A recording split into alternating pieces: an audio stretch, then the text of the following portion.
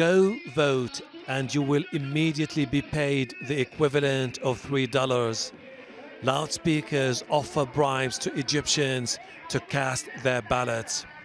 As government fears of a low turnout grow, state media, police and officials are rushing to try and prevent embarrassment. Trucks distributed sugar, rice and cooking oil in poor areas. Businessmen offered people free rides to go to polling stations. The government's using the carrot as well as the stick to boost turnout. Egyptians who choose to stay away risk being fined. Whoever abstains from casting his vote with no justifiable reason faces a fine of $28. It's our duty to ensure the law is implemented. We are a country that respects the law. President abdel-fatah whose bid for re-election is almost unchallenged, fears a low turnout will be widely seen as a sign of growing discontent among the people. Senior army officers visited polling stations across the country. They insist the election went smooth and that turnout is higher than reported by the media.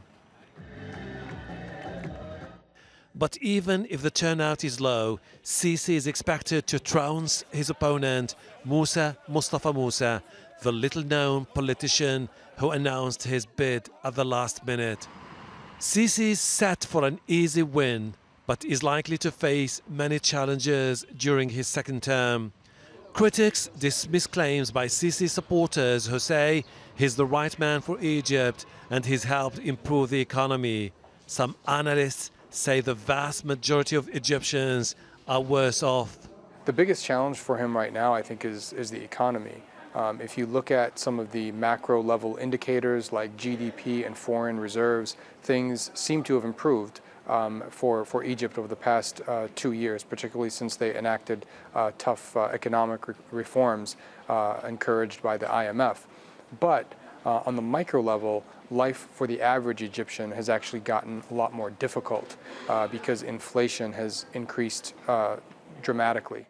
President Sisi said repeatedly that if re-elected, it's going to be his final 4 years.